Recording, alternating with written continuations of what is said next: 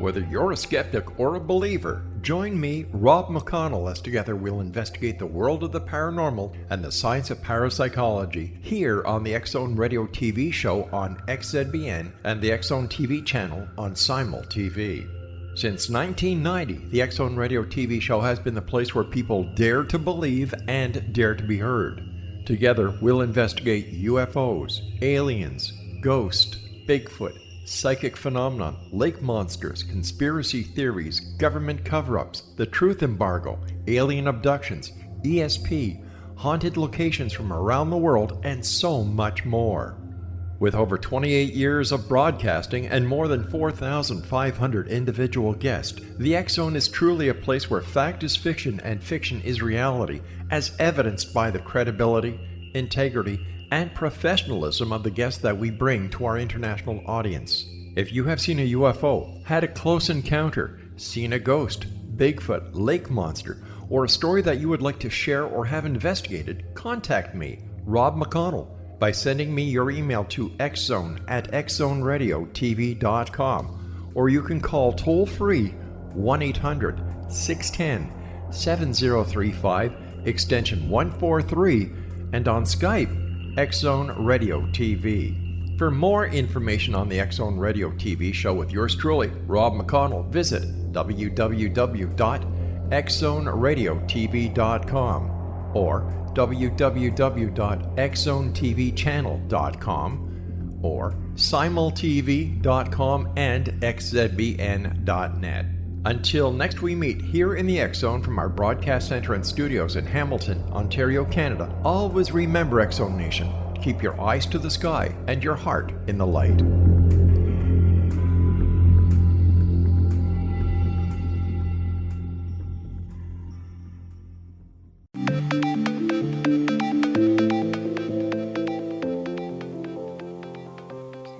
Welcome everyone to Too Good to Be True. Thank you for taking the time to listen. The subject for today's show is famous inventors, including Leonardo da Vinci, Thomas Edison, Hedy Lamarr, and briefly, Steve Jobs. Before we start getting into details, let's just talk about psychic insight and how we apply it. We choose a subject and research it, and based on that research, we determine what we think needs to be explained by creating a series of questions. Then Justina provides psychic insight to answer those questions. The psychic insight is narrated towards the end of the show. Accepting the psychic insight is a question of individual belief. Now let's go through the disclaimers. Here are the disclaimers. Neither of us claim to have any expertise in any subjects that we discuss. We relate information we find through research in the psychic insight. We are always delighted to hear from listeners. The show only lasts an hour. We don't have the time to present exhaustive research on any topic. This means that there will be information that we miss. We want to provide a basis for the psychic insight. We don't care if the theory turns out too good to be true, as the show name suggests. We are only interested in finding out more of the truth about topics. Spirit can only relate insight that is appropriate for our time in history. Free will cannot be affected. Only comments that are appropriate for our time can be given through the psychic insight. Much of the subject matter in shows may have already been covered many times in other media. We want to look into subjects in a new, different way and be thought-provoking. We're not so good with pronouncing names, we apologize. And neither of us have any particular knowledge of the history of inventors or inventions. If we have misstated anything, we apologize. The first order of business is a shout out to the listener whose idea prompted the subject for today's show. Thank you to the listener for the suggestion. We really enjoy listener suggestions, so here's an echo of the shout-out. I think almost everyone would have heard of Leonardo da Vinci, who is known for his genius, especially in the world of art. Why don't you provide a quick bio? Encyclopedia Britannica provides that information. Leonardo da Vinci, born April 15th, 1452, Anciano near Vinci, Republic of Florence, died May 2nd, 1519, Clau, now Clau-Lucé, France, Italian painter, draftsman, sculptor, architect, and engineer, whose genius, perhaps more than that of any other figure, epitomized the Renaissance humanist ideal. His Last Supper, 1495 to 98, and Mona Lisa, circa 1503 to 19, are among the most widely popular and influential paintings of the Renaissance. His notebooks reveal a spirit of scientific inquiry and mechanical inventiveness that were centuries ahead of their time, unquote. What was Leonardo's education? The biography website provides a quick summary. Quote, young Da Vinci received little formal education beyond basic reading, writing, and mathematics instruction, but his artistic talents were evident from an early age. Around the age of 14, Da Vinci began a lengthy apprenticeship with the noted artist Andrea del Verrocchio in Florence. He learned a wide breadth of technical skills, including metalworking, leather arts, carpentry, drawing, painting, and sculpting, unquote. So he was taught skills, but didn't study science or math at a university. According to Encyclopedia Britannica, Da Vinci didn't study higher math until he was 30 years old, when he began to thoroughly study the subject. Being self-taught, what were his inventions? His inventions were only on paper, as the Genius Staff website explains. Quote, Leonardo da Vinci may well have been the greatest inventor in history, yet he had very little effect on the technology of his time.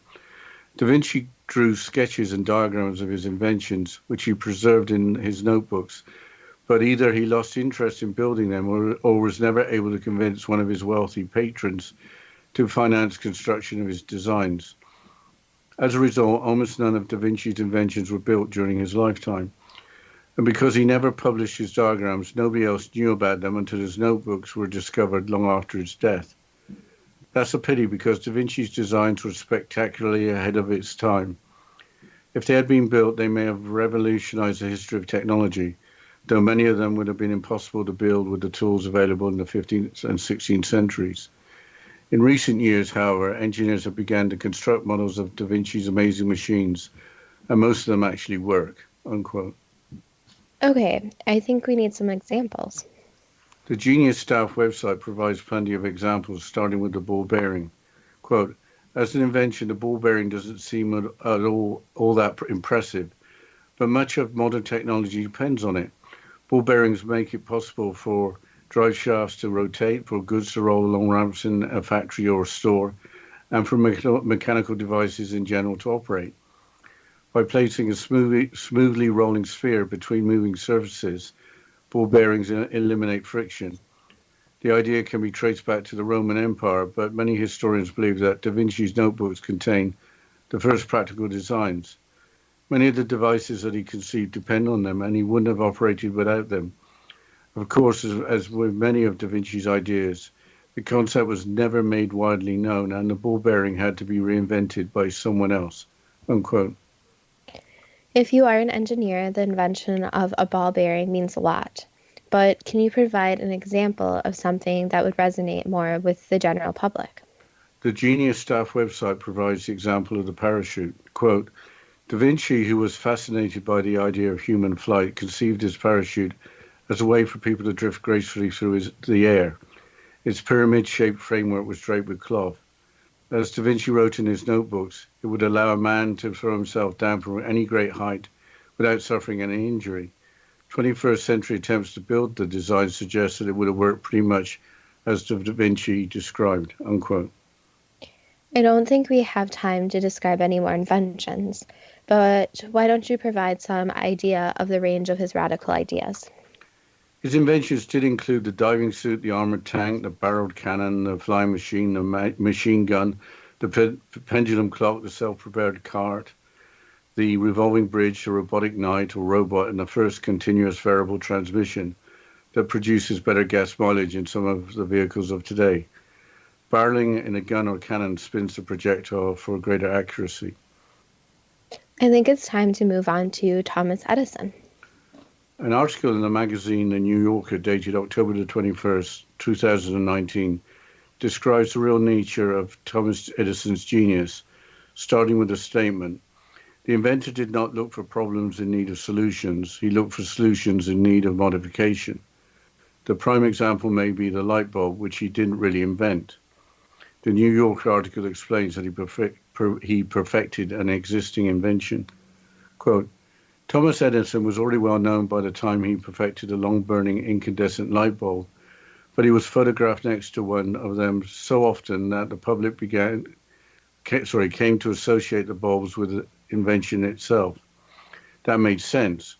By a kind of transitive property of ingenuity during his lifetime, Edison patented a record-setting 1,093 different inventions. On a single day in 1888, he wrote down 112 ideas. Averaged across his adult life, he patented something roughly every 11 days. There was the light bulb and the phonograph, of course, but also the kinetoscope, the dictating machine, the alkaline battery, and the electric meter, plus a sap extractor, a talking doll, the world's largest rock crusher, an electric pen, a fruit preserver, and a tornado-proof house, unquote. The electric pen, originally designed to make copies from a single document, became the ink machines that are used today by tattooists. How was Edison educated to become the world's best-known inventor?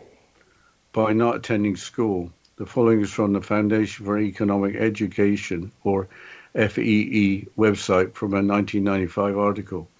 Quote, in 1854, Reverend G.B. Engel belittled one of his students, 7-year-old Thomas Alva Edison, as addled.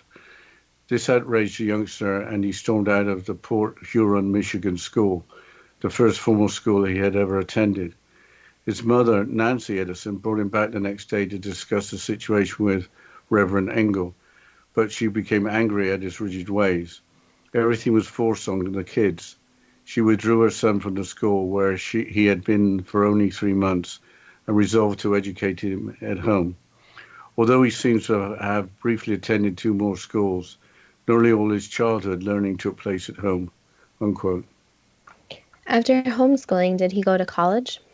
He didn't. The FEE article continues, quote, as a homeschooled, self-educated youth, Edison learned lessons that were to serve him all his life.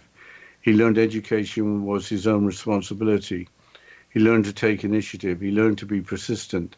He learned he could gain practical knowledge, inspiration, wisdom by reading books. He learned to discover all kinds of things from methodical observation. He learned education as a continuing, joyful process. At 20, Edison got a job as an itinerant Western Union telegraph operator and became remarkably proficient. He worked in Cincinnati, Louisville, Indianapolis, Memphis, Boston, and New York. The more he learned about telegraphy, the more he wanted to learn. He took apart equipment and reassembled it until he understood how it worked.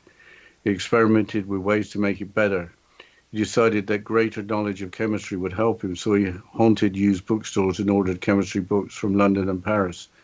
He filled his rented rooms with chemicals and junk metal for his experiments. One associate observed, he spent his money buying apparatus and books and wouldn't buy clothing. That winter he went without an overcoat and nearly froze, unquote.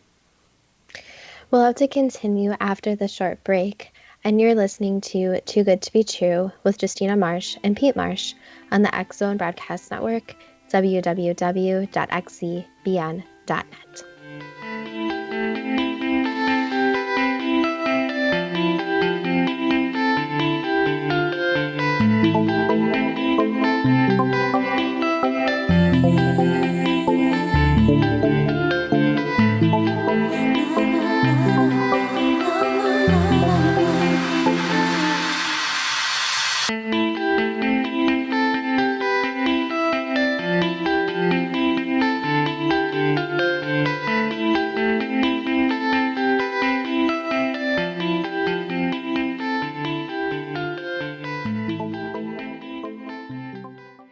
Patty Conklin grew up in Brooktondale, New York with a unique ability. Unlike others, she could see how the vibration of words and emotions affected the physical body. She discovered how to release stored emotion and facilitate healing. This began today's Conklin method of cellular cleansing. The private practice grew with tremendous results, as did her reputation. More and more people sought her out, bringing her into the home for healing. She soon realized she could even teach this to others, and they could shift perception and thus prevent illness from occurring. Patty Conklin quickly became a frequent keynote speaker, and she developed a curriculum for teaching the Conklin method of cellular cleansing. For more information, visit pattyconklin.com, PATTICONKLIN, pattyconklin.com, or call 404 404-0086. That's 404-474-0086.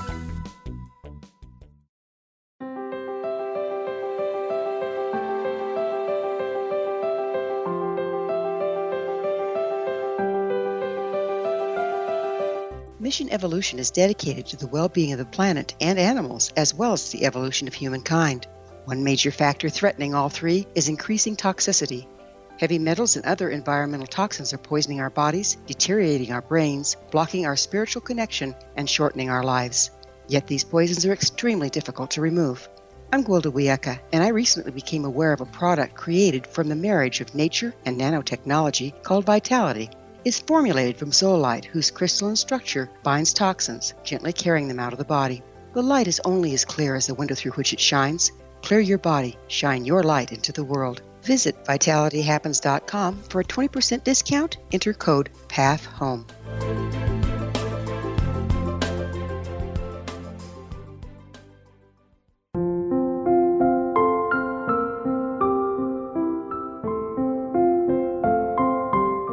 I am Dr. Carl O'Helvey, founder, president of a new cancer foundation focusing on evidence-based physical, mental, and spiritual interventions, including natural cancer cures, prayer, meditation, affirmations, nutrition, and other related holistic cancer prevention and cure modalities.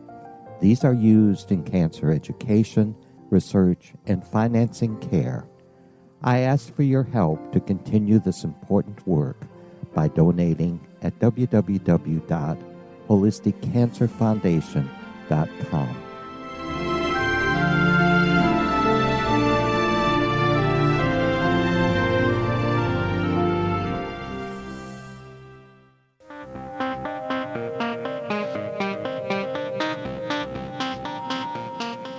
Welcome back to Too Good to Be True. And before the break, we were discussing Thomas Edison and his schooling. So how did his learning transition into becoming an inventor? Here's more from the FEE article. Quote, Edison's knowledge and enterprise led to a dramatic series of inventions. On January the 25th, 1869, he applied for a patent on a telegraphic stock ticker, which, after he filed patents for dozens of successive improvements, became standard office equipment in America and Europe. Edison invented a printing telegraph for gold bullion and foreign exchange dealers.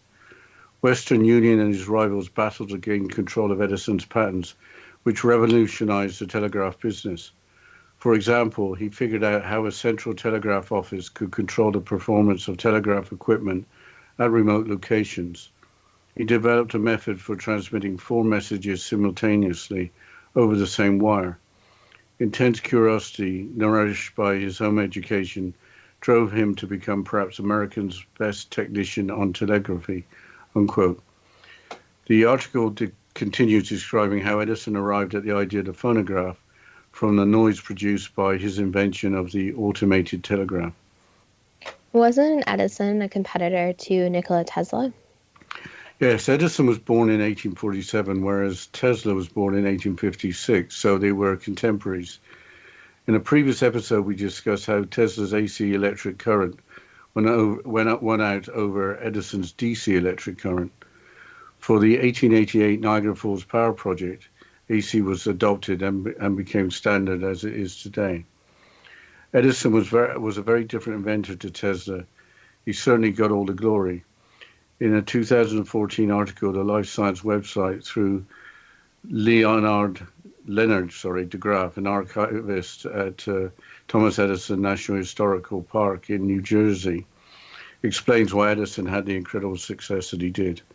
Quote, Edison's enduring legacy isn't a specific patent or technology, but an invention of factories which divided the innovation process into small tasks that were carried out by legions of workers, de Graaf said.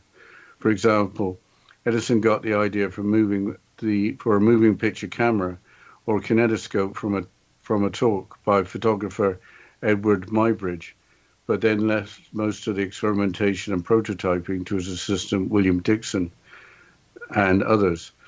By having multiple patents and inventions developing in parallel, Edison in turn ensured that his assistants had a stable financial situation to continue running experiments and fleshing out more designs. He invents modern innovation as we know it, DeGrasse said. Tesla's inventions are the backbone of modern power and communication systems, but he faded into obscurity later. In the 20th century, when most of his inventions were lost to history, despite his many patents and innovations, Tesla was destitute when he died in 1943, unquote.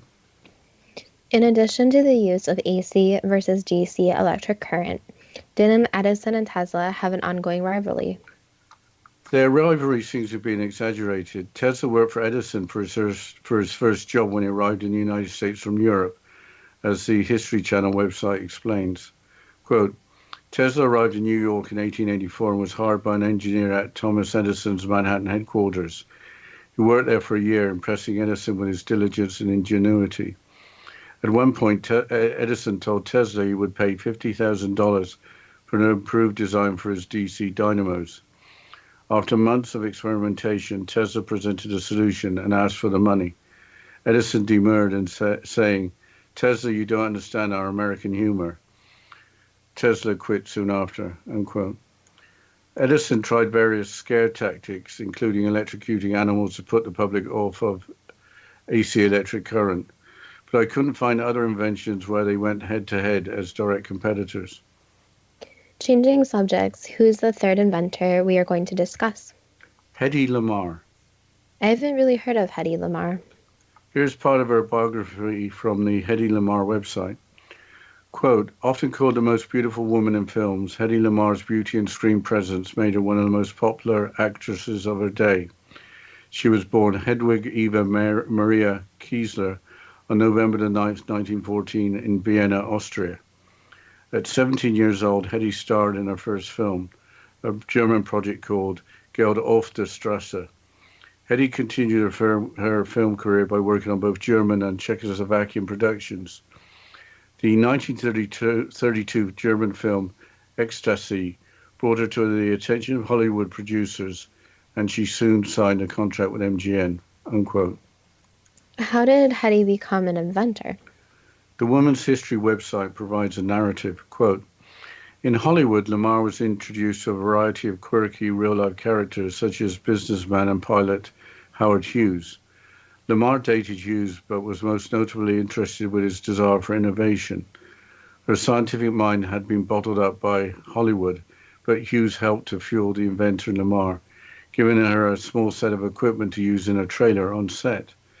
While she had an inventing table set up in her house, the small set allowed Lamarr to work on inventions between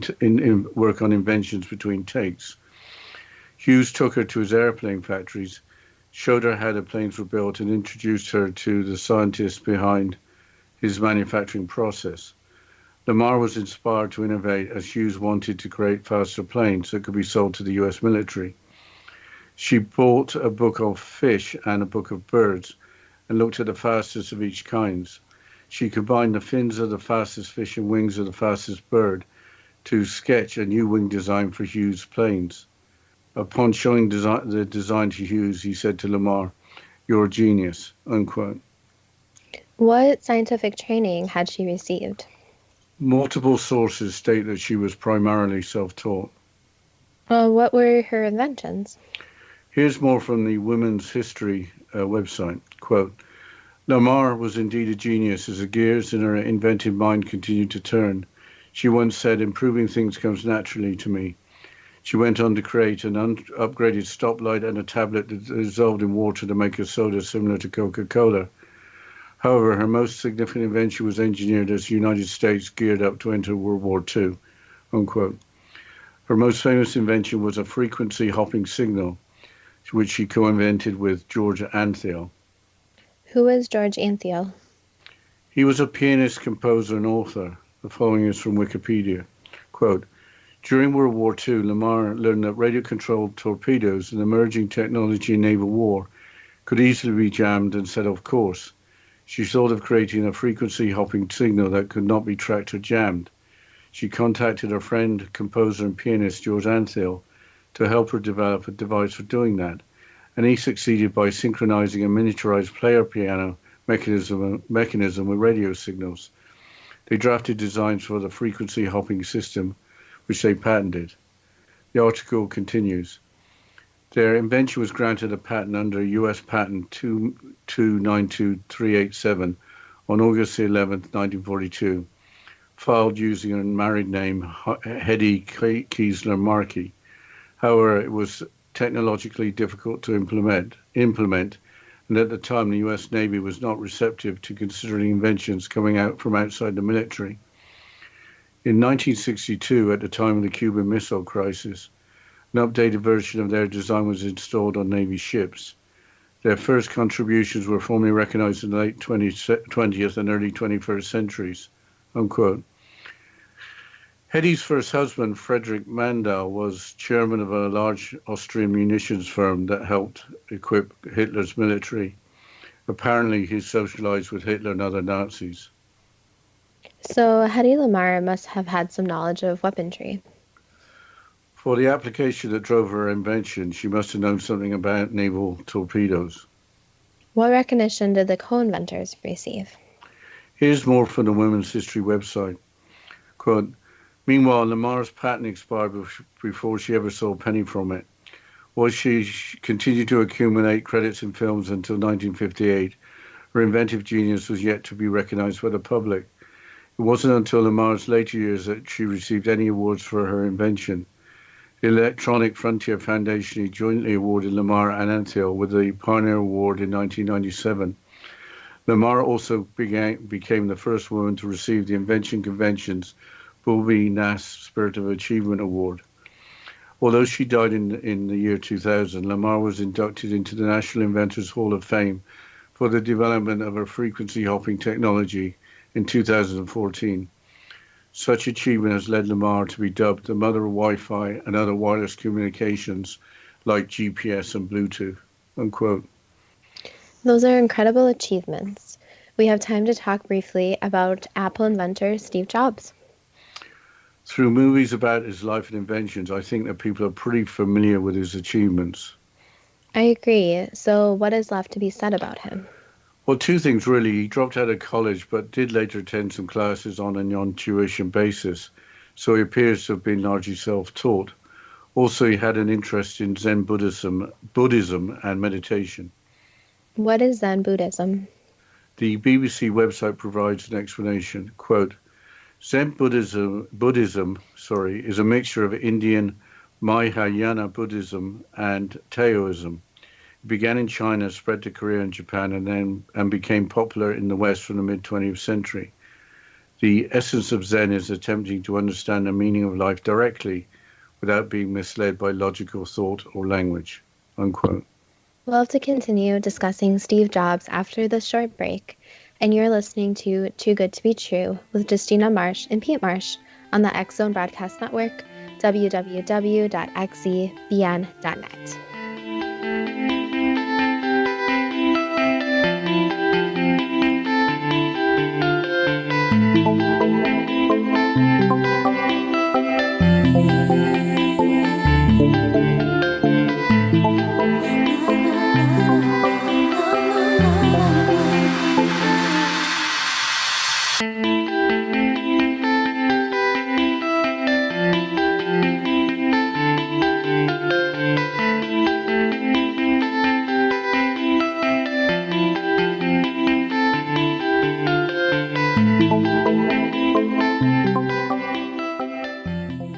Audience. If you have seen a UFO, had a close encounter, seen a ghost, Bigfoot, lake monster, or a story that you would like to share or have investigated, contact me, Rob McConnell, by sending me your email to xzone@xzoneradiotv.com, or you can call toll-free 1-800-610-7035, extension 143, and on Skype, X Zone Radio TV.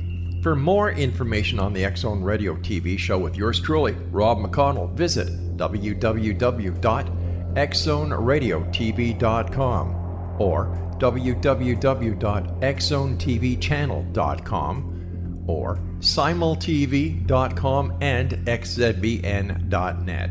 Until next we meet here in the X Zone from our broadcast center and studios in Hamilton, Ontario, Canada, always remember, X Zone Nation, keep your eyes to the sky and your heart in the light.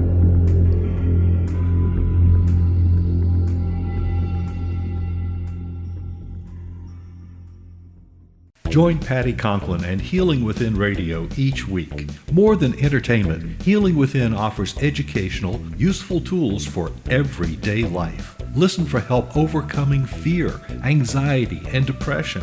Patty knows about eliminating cancer, MS, dementia, Parkinson's, and a host of illnesses that we face every day. Life can be good. Life is good. All you need are simple tools to start changing your life. Start right now by visiting pattyconklin.com, PATTICONKLIN. No matter where you are in the world, you can work with Patty through Skype, phone, or in person, visiting one of her retreats in Georgia. Visit pattyconklin.com today or call our offices at 404-474-0086. That's pattyconklin.com or call 404-474-0086.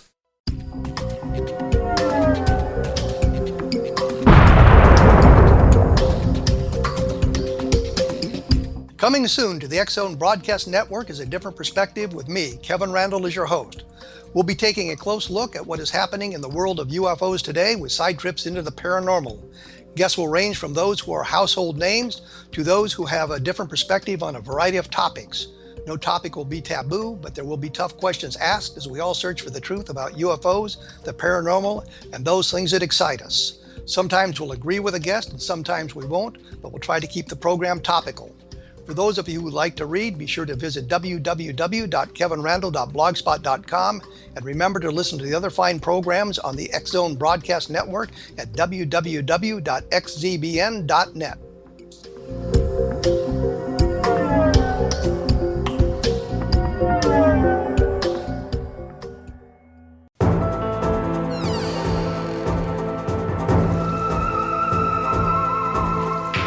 Welcome back to Too Good to Be True. And before the break, we were discussing the famous Steve Jobs and his relation to Zen Buddhism. So how great was Steve Jobs' interest in Zen? The following is from the Nippon website.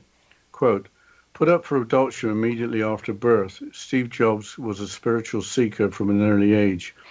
As a 19-year-old college dropout, he traveled to India in search of the wisdom of the East, a kind of spiritual rite of passage for young adults of that generation, unquote. He read extensively, sparking a lifelong interest in Zen. What did Steve Jobs gain from Zen and meditation? The Meditation USA website states that Jobs wanted to gain the courage to follow his intuition, to find his inner voice. Also, he wanted the aesthetics of simplicity, to discard everything and leave only the essence. Finally, he wanted to constantly evolve and innovate, even if it meant overcoming failure after failure. With that, it's time for the first question. Starting with Leonardo da Vinci, what can you say about the Renaissance humanist ideal? Basically, that it was very forward-thinking, you could say. So it was very out there, but it basically was just minds opening up themselves and taking in all ideas. How could an individual have genius as a painter, draftsman, sculptor, architect, and engineer? Basically, just a very special person who has a brain that can function in many different ways. So really expanding the brain and letting in all concepts. And instead of putting up these limitations, opening up those limitations. Are there any people living in the world today who are in the same category as Da Vinci as a genius? Yes. Why don't we hear about them? Basically, kids at a young age are taught to focus on one subject, not many. So it'd be very hard for a student, for example, if their major was art, to really expand into the different fields. So it's a limitation that society in a way places, where you choose a subject, you stick with that subject. So it would take more IQ testing, which can be very expensive, to really figure out who these people are. Where did Da Vinci get his genius from, with his notebooks revealing a spirit of scientific inquiry and mechanical inventiveness centuries ahead of their time? Basically, again, being able to connect to thoughts many people aren't able to connect with. So expanding, letting the thoughts come in any type of way, and also connecting to not only the people, but the universe around him. So connecting to this oneness. In Da Vinci's painting, The Last Supper, is the figure to Jesus' left Mary Magdalene, or Simon known as Simon the Zealot? It is Simon. Why does he look so like a female? More feminine features, so more trying to portray the possible personality. So in a way, when you look at it, you think of a female, which doesn't exactly mean you have to be female at birth, but someone who has a more feminine energy. Did Simon have a feminine energy? And that's what Da Vinci concluded, yes.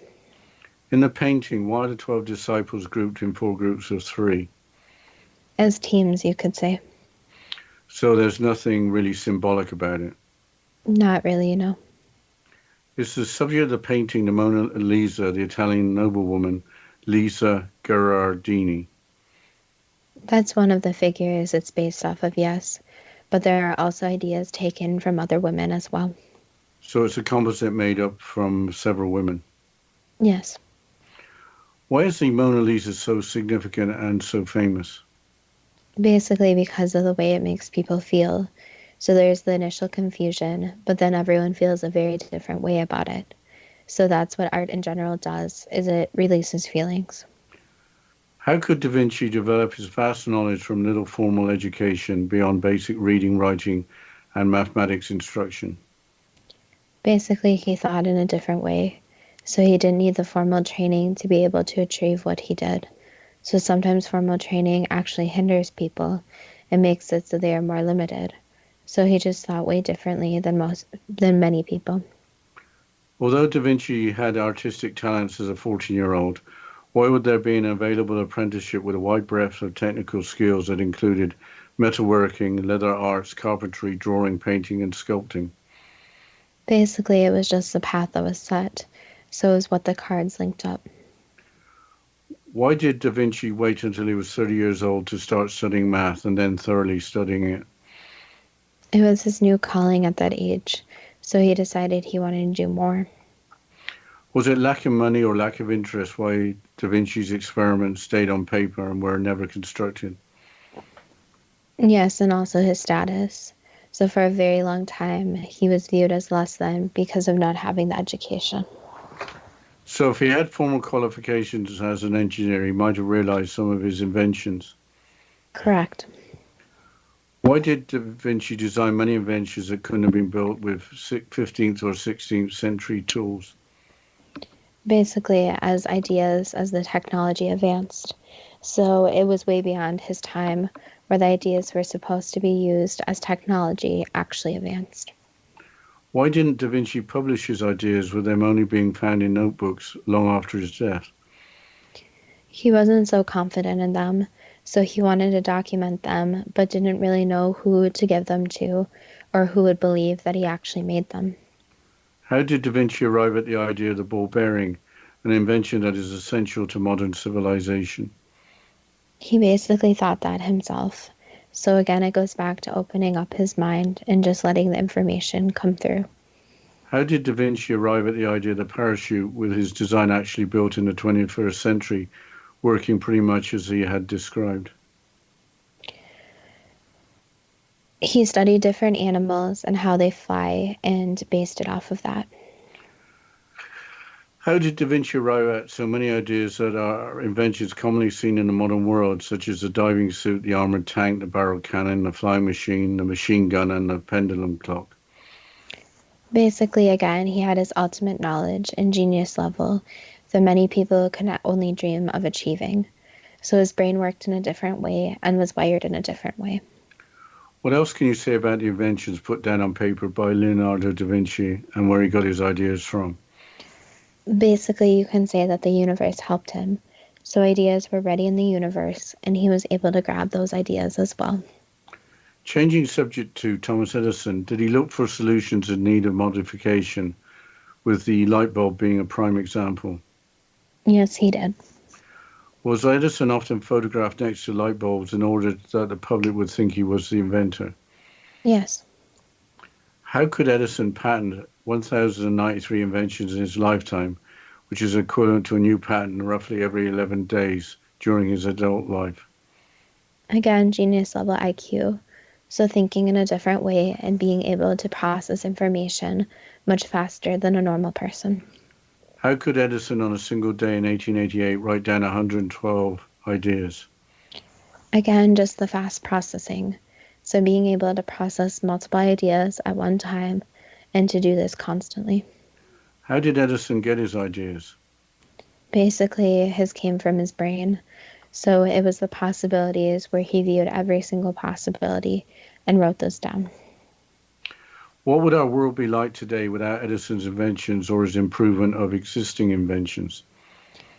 Technology would be a lot more backwards. So technology would be stuck even centuries before, where it just wouldn't be the same as of today. And even with computers would not be anywhere near what they are today if there weren't simple inventions he made first. In 1854, why did the Reverend G.B. Engel belittle one of his students, 7-year-old Thomas Edison, as addled? Misunderstanding. So when someone's different, people sometimes turn to fear, which can actually punish the child. So it's this fear of the unknown and fear of the mysteries with a person who's different. Was it important for the young Edison to get away from a rigid educational environment, with his homeschooling important in maintaining his creativity? Yes, 100%. What can you say about Edison apparently learning that education can be a continuing, joyful process, or gaining practical knowledge, inspiration, and wisdom by reading books? Basically, the expanding of knowledge. So this goes back to processing ideas faster. So being able to process information, really think about the information, and especially books help with that, since books really say a lot about endless possibilities. Why would Edison think that a greater knowledge of chemistry would help him improve telegraphy equipment? Basically, he realized that almost every field has overlap and is related. So he believed that he did know more about chemistry, he would be able to relate the concepts. So he was looking for a field to kind of fill in the missing pieces. Why did he apparently neglect buying an overcoat to keep himself warm in winter by spending his money on apparatus and books? He spent his money on what was important to him, so his own self-care and taking care of himself really wasn't that important. He just wanted to work on his ideas. Did Edison realize beforehand that his invention of the stock market ticker and similar other inventions would have such a great economic importance to the telegraph industry and commerce as a whole? No, he had no idea how important they were going to be. Is it correct that Edison industrialized innovation by small tasks being carried out by a legion of workers? Yes. Why do Tesla's inventions appear to be less well known than Edison's? Is it because they were more fundamental and less of them, whereas Edison is known for specific inventions such as the phonograph? That, and also a lot of Tesla's work wasn't recognized right away. So a lot of Tesla's work was hidden away for a long time. But we'll have to continue after the short break discussing Da Vinci and other inventors. And you're listening to Too Good to Be True with Justina Marsh and Pete Marsh on the X Zone Broadcast Network, www.xzbn.net.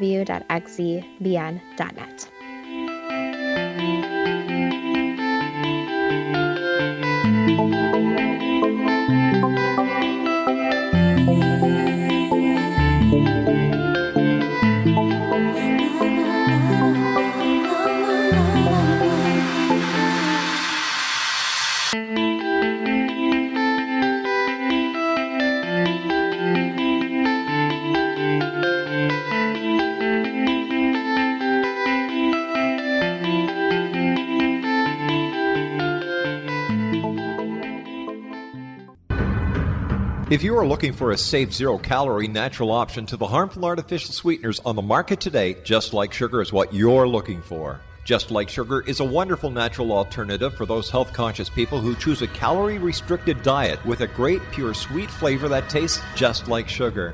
Just Like Sugar is a great natural option for people suffering from diabetes and may be useful in restricted diet programs where standard sugars are not allowed and does not cause a laxative effect of some other sweeteners. Just Like Sugar comprises a perfect blend of chicory root fiber, natural calcium, natural vitamin C, and Just Like Sugar's sweetness comes from the natural flavors from the peel of the orange. Just Like Sugar is a natural alternative to harmful artificial sweeteners and will change the way that you believe all natural sweetener products taste. Just Like Sugar is available at your local Whole Foods markets, Wild Oats markets, Henry's, Sun Harvest, and many other fine natural food stores in the U.S., Canada, and worldwide. They are here, and they've been here for thousands of years, making their presence known in the shadows. They might be seen by a lonely motorist on a deserted road late at night, or by a frightened and confused husband in the bedroom he is sharing with his wife. But who are they? What do they want? Why are they here? Perhaps most concerning, has the government been aware of their presence all along? The new book by Ellie Marzulli, UFO Disclosure, the 70-year cover-up exposed, delves into the world of UFOs. Can full disclosure be soon? Order now and receive a free hour and 37-minute DVD on the UFO phenomenon. UFOs are real.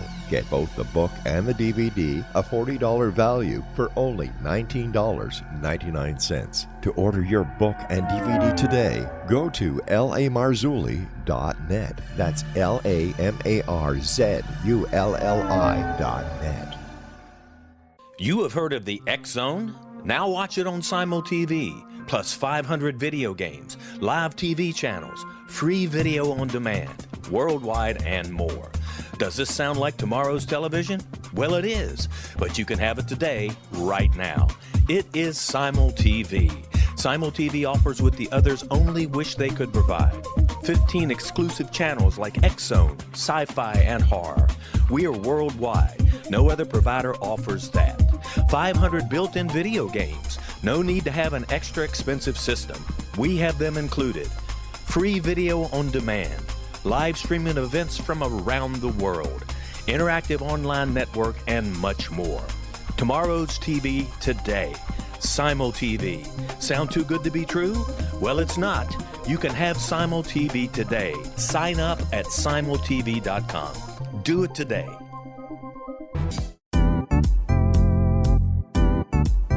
Memorable dynamic presentations are a not-so-secret weapon in the business world. Do you have a powerful message that must be shared, but you haven't found a way to deliver that message? Do you want to be known as a top public speaker who gets amazing results? Are you ready to create and deliver your powerful message? Thomas Hides can help you create and deliver your speech to get the results you desire. Visit iconquality.com. Did you expect your business to flourish, but instead it plateaued or didn't get off the ground yet? Would you like to achieve massive goals and discover new sources of income within your business? When you're ready to experience that type of success with fast results, Cindy Hendricks is the business coach for you. Her work with entrepreneurs and business owners has been life-changing. To get you and your business where you want to be, go to imaginemoresuccess.com. Has the fear of public speaking stalled your business or personal life? What would you give to develop and maintain supreme confidence? Have an invaluable private program to always perform at your best. Imagine how you would feel. You can have all that and so much more today with Thomas Hides' life-changing course called Number One Fear Unleashed. Visit numberonefear.com and be liberated from your fear of public speaking.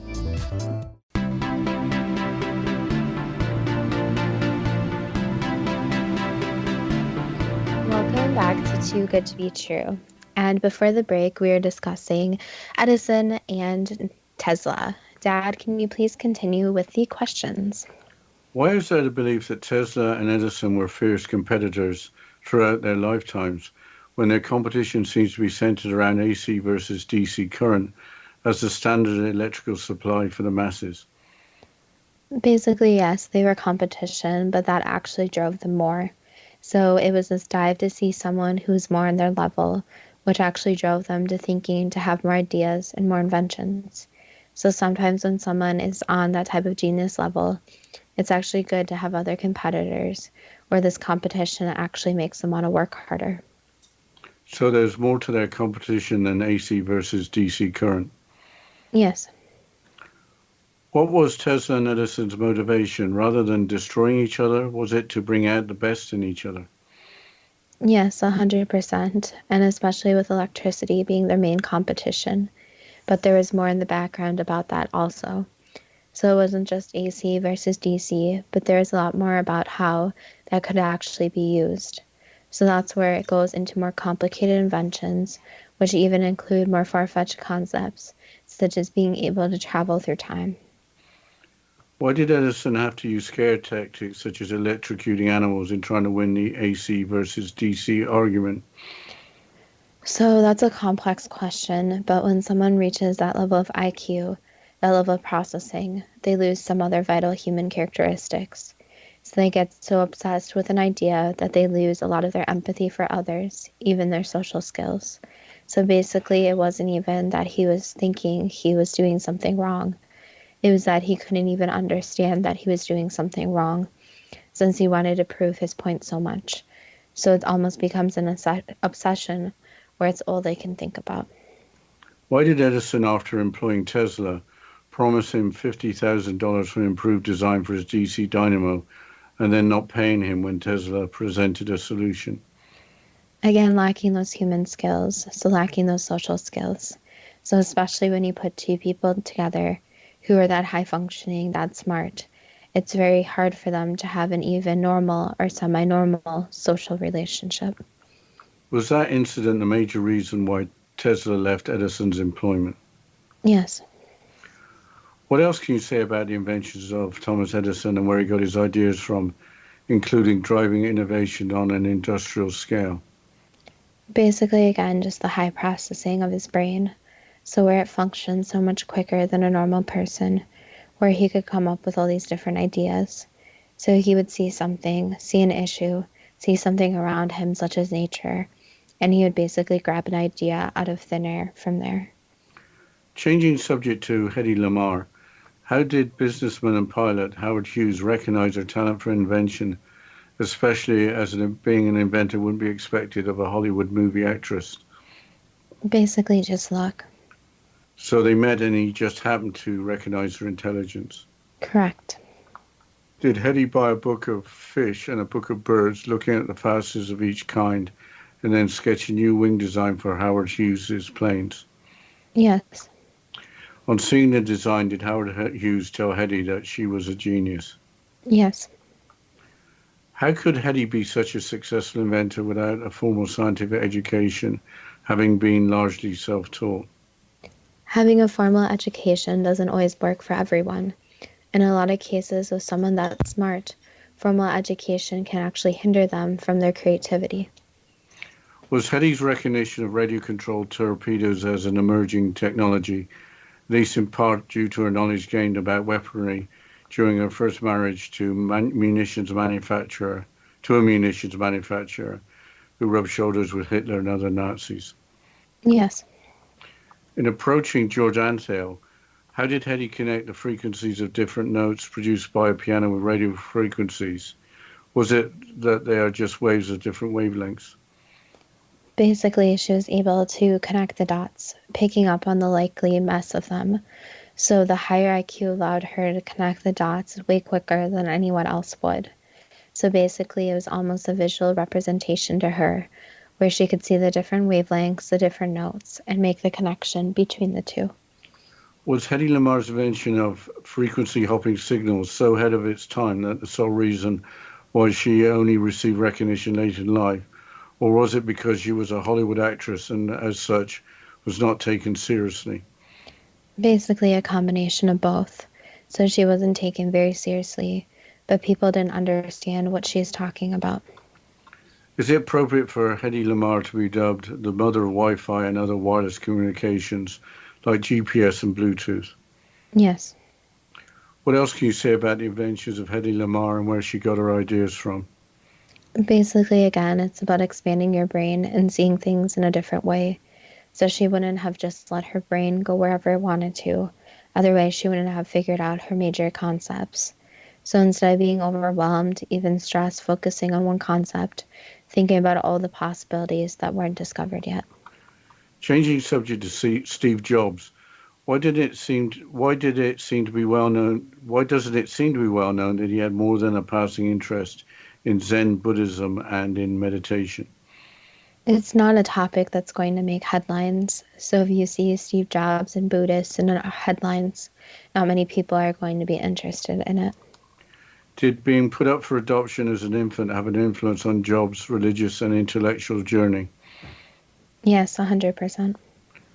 What can you say about the benefits of a belief in Zen Buddhism and practicing meditation? Meditation is all about expanding your brain and also reaching oneness within yourself and even the universe around you.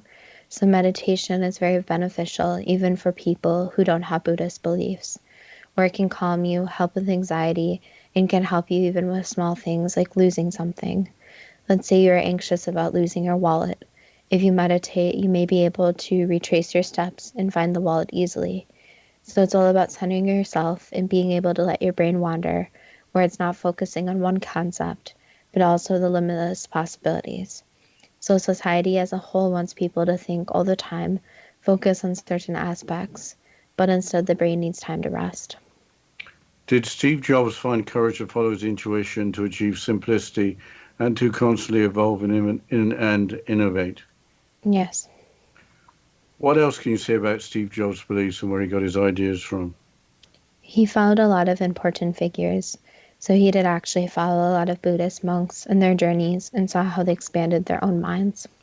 Why did Steve Jobs die so young? It was just on his path, unfortunately.